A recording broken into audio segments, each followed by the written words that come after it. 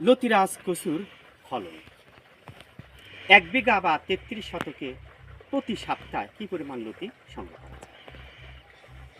লতি হারভেস্টিং। প্রিয় দর্শক, আমি মোহাম্মদ আসাদ আলী সার্বিক সহযোগিতায় প্রতিনিয়ত আপনাদের প্রয়োজনে বেকার সমস্যার সমাধানে, আপনাদের চাষাবাদে উদ্বুদ্ধকরণে এবং বেকারত্ব দূরীকরণে এবং পারিবারিক অর্থনৈতিক সমৃদ্ধ আনয়নের জন্য প্রতিনিয়ত কাজ করে যাচ্ছে। ভিডিওটি ভালো লাগলে অবশ্যই শেয়ার করবেন, লাইক দিবেন, চ্যানেলটি সাবস্ক্রাইব করবেন। তো যাই হোক, আমরা আগে নিচের দৃশ্য দেখাবো। প্রিয় দর্শক, যেখানে দেখিবেন ছাই উড়াইয়া দেখো তাই, পাইলেও পাইতে পারেন অমূল্য রতন। প্রিয় দর্শক, এগুলো লতিরাজ বাড়ি একের অরিজিনাল লতি। দেখেন, লতিগুলো মোটা লম্বা 10 থেকে 12টায় 1 কেজি হয়ে থাকে। পাশের দিকে একটু যদি খেয়াল করেন, এই যে লতি পড়ে আছে প্রিয় দর্শক, এই যে লতি পড়ে আছে, আপনারা দেখতে পাচ্ছেন এই যে লতি পড়ে আছে। এই যে দেখেন লতি, কি বুঝবেন? এই যে লতি দেখেন, একটু এইদিকে আসেন, আপনাদের দেখাই আর কথাগুলো শেয়ার করি। ক্রন্দল ফসল উন্নয়ন প্রকল্প, কৃষি সম্প্রসারণ অধিদপ্তর, কৃষক প্রশিক্ষণ হাত বইটির 72 পৃষ্ঠায় লতিরাজ বাড়ি একের ফলনের কথা বলা হয়েছে।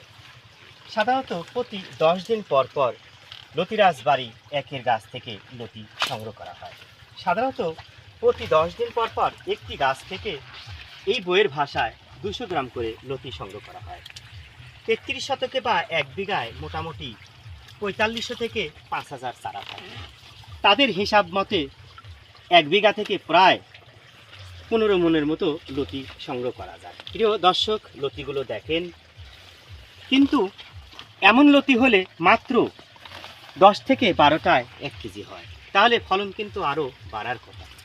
প্রিয় দর্শক, যারা লতিরাজ বাড়ি এক চাষ করতে চান, বেকারত্ব দূর করতে চান, অর্থনৈতিক সমৃদ্ধ ঘটাতে চান, আমাদের সাথে যোগাযোগ করে অথবা সরেজমিনে এসে চারা সংগ্রহ করে লতিরাজ বাড়ি এক চাষ করে বেকারত্ব ঘোচাতে পারেন। প্রিয় দর্শক, পৃথিবীর মধ্যে সবচাইতে কষ্টের সিচুয়েশন হলো অভাবে পড়া। যে একবার অভাবে পড়েছে, পারিপার্শ্বিকের ব্যক্তিবর্গ সম্পর্কে সঠিক জ্ঞান অর্জন করতে পেরেছে। অভাবে কারো পাশে কেউ থাকে না, নেই কোনো সহযোগিতারও হাত বাড়ায় না। তাই আমাদের পরামর্শ, বীজ, আপনাদের পরিশ্রম আপনাদের চাষে সফলতা আসবে, এমনটাই প্রত্যাশা করি। প্রিয় দর্শক, ভিডিওটি ভালো লাগলে অবশ্যই শেয়ার করবেন। ভালো থাকেন, সুস্থ থাকেন। নতুন কোনো